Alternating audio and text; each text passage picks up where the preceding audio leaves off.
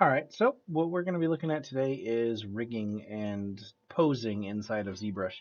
We're going to be using their new Z Transpose tool.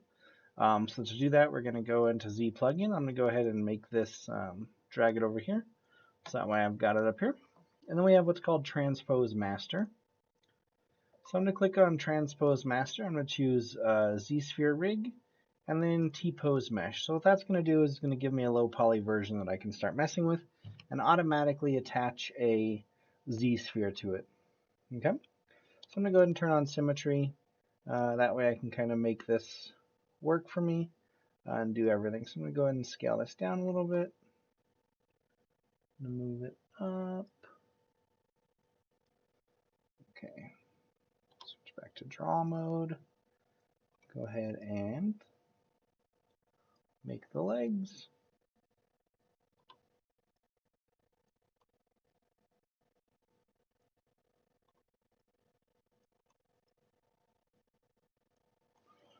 Switch to the side view. That way I can go ahead and really make sure to move these into as close as I can get to something that kind of resembles a leg.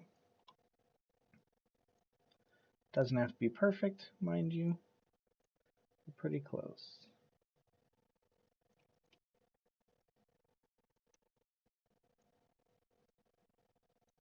There we go. Okay, so come back up here. Remember, if it's green, that means you're right in the middle. So drag that up. Switch back to Q for draw. And you can see all we're doing is building a pretty much general rig that you would be used to doing inside of animation or something like that. And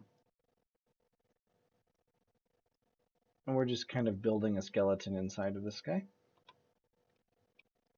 One thing to always make sure to do is be looking at orthographic views, or at least like, you know, how you hold shift and like slide to lock that view. Go ahead and make sure you do that. That makes moving and drawing quite a bit easier. So move this down and of course do it again. Now, I don't think I'm going to be giving him individual fingers because I don't need that, but if you do need that for your dragon, then by all means go ahead and give it the individual claws.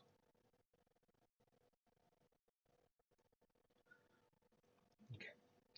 And then of course I'll come back in here. Gonna make one for the head.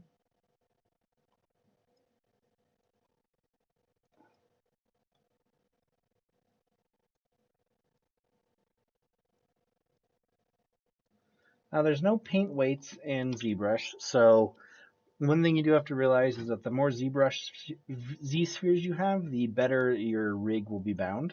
So I'm going to come back in here and kind of click and draw to go ahead and give it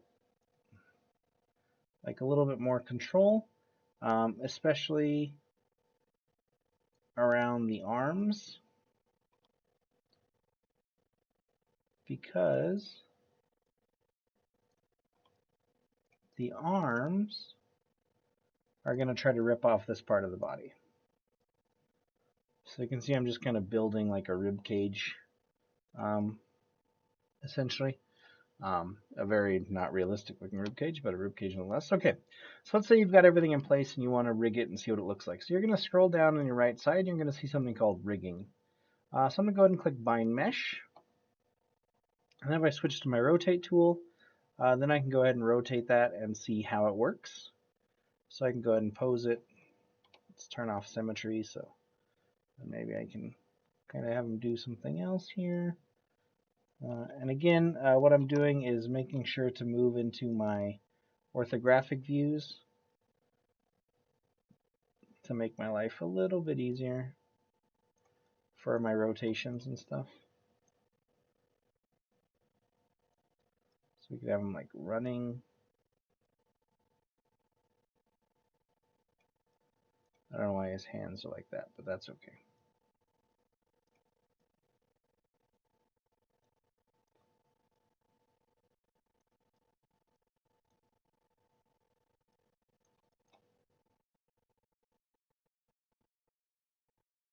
So you can see I'm constantly switching the view. And that's one thing that you do have to do is you have to constantly switch the view. And you can see that his mesh is kind of pulling apart just a little bit.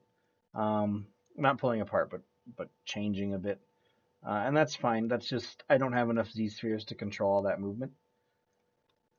So if I add some more, I could control that pretty easily. So it's kind of looking over there and kind of like, whoa, what's up? Okay. So once you have it all rigged, all posed just like you want it, and at any time you could unclick bind mesh and go back and reapply it, and add new Z spheres and stuff, and then go back to pose. The only problem is it won't save your pose, so keep that in mind. Like it won't keep what you had done. Um,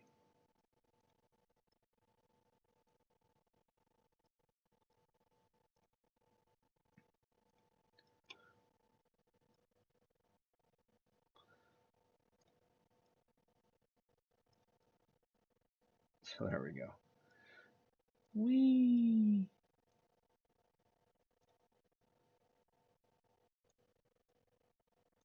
Okay. So I've got it posed just like I want it. It looks amazing. I mean, not really, but whatever. And of course, the more bones you use, the better you'll be able to do. So then I'm going to come up here and I'm going to click T-pose sub T. That's going to rebuild the mesh and put everything back together. So there we go. Now you may have to go in here and adjust your subtools some, because it won't quite put them back where they necessarily need to go. But I mean, it usually does okay.